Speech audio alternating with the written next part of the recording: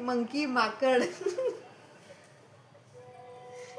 Monkey आहे का तू? हो. कोणता मंकी आहेस तू? मी ब्राऊन कलरचा मंकी. तुला माहिती मंकी कुठे राहतात? हो, ट्रीजमध्ये. ट्रीज वरती राहतात. अरे पिल्लू, तुला माहिती आहे का?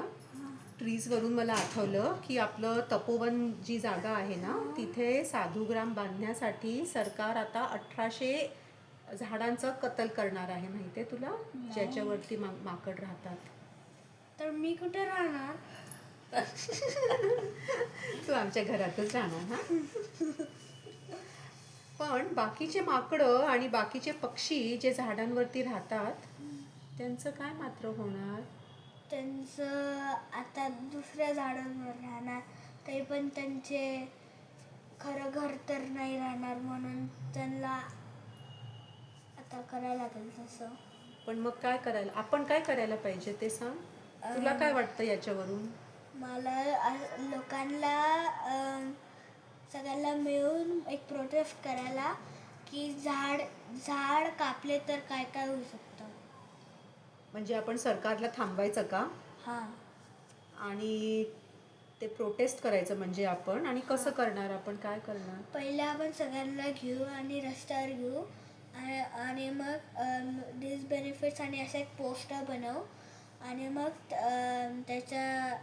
त्याच्यानंतर आपण डिसबेनिफिट्स लिहू की डिसबेनिफिट्स आहे की आपला ऑक्सिजन नाही भेटणार, ॲनिमल्स बर्ड्सला राहायला जागा नाही राहणार, त्याच्यानंतर फ्रूट्स नाही भेटणार आणि आपलं जीवन खूप हार्ड होऊन जाईल.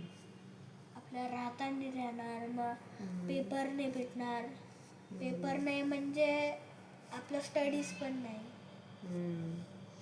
आणि तुला माहिती आहे पाऊस कसं होतो? झाडांनी. हां. मग काय होणार? पावसावर परिणाम होणार. आपल्याला रिव्हरमध्ये पाणी नाही राहणार, घरी पाणी नाही राहणार.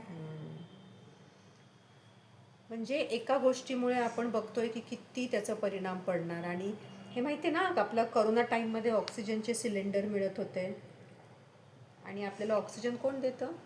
ट्रीज. मग तेही नाही मिळणार. तर मला खरंच हे कळत नाही आहे. तू आता किती वर्षाचा? 8 वर्षाचा आहे ना? 8 वर्षाच्या मुलाला हे कळतं. हां, तो आपल्या समोर आपल्याला सांगतोय, तर हे सरकारला का कळत नाही? तुला काय वाटतं रे बेटा? सरांनी आय थिंक सो त्यांचं 10th पास नव्हतं केलं.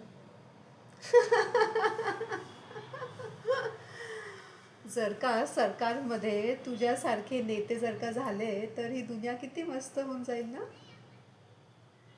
थँक्यू बेटा, तुला खूप खूप शुभेच्छा. खूप मोठा हो, खूप यशस्वी हो आणि खूप दुनियाला आणि पर्यावरणाला छान कर.